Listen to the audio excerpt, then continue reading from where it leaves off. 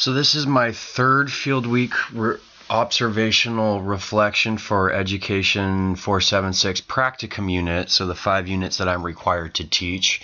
This one is done on the Bill of Rights, so Amendments 6 through 10, and this was done the day after that I provided instruction on the Bill of Rights Amendments 1 through 5.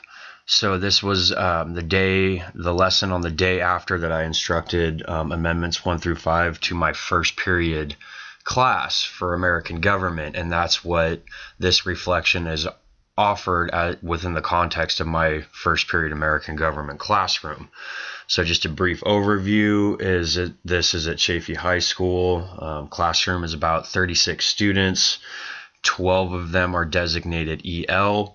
And I actually spend a significant amount of time prepping my lessons for those EL students because they do have a significant impediment when it comes to understanding and reproducing the core concepts that I want them to achieve within the overall context of the lesson itself.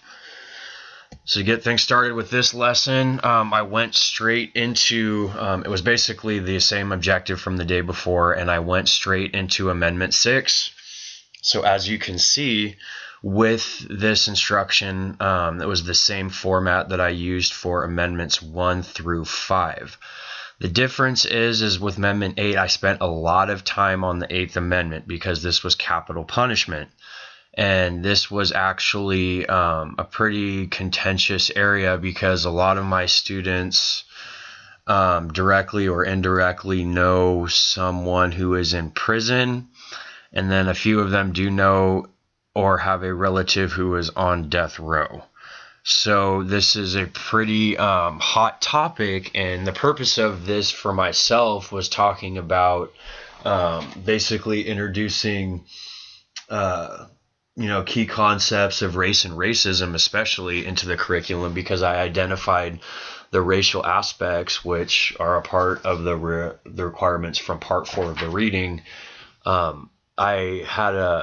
gave them the statistics for death row and gave them a scenario of myself committing a crime and one of my Hispanic students committing the exact same crime, and the probability of the Hispanic student getting the death penalty, and then the probability of myself receiving 10 to 15 years with the possibility of parole at 10. So I used this analogy to show basically that cruel and unusual punishment, which capital punishment is categorized under, or that is the argument. This is a list of all of the countries that still impose the death penalty, and I also identified that the only other Western country, Belarus, implemented the death penalty basically as a means to execute a couple of terrorists. So other than that, the United States is in some unwanted company when it comes to the amount of individuals we execute or the fact that we do have the death penalty.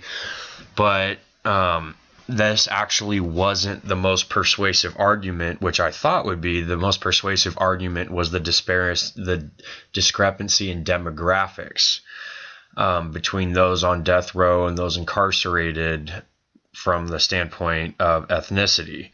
It wasn't the fact that we were, in the same company as Saudi Arabia and Iraq. It was just the gross social injustices within the context of America itself and the racial divides that still exist in today's society. So that was one of the more enriching topics that we discussed, that intertwined elements of the text from Part 4, and it was a great application of theory that I was able to interject into the lesson itself.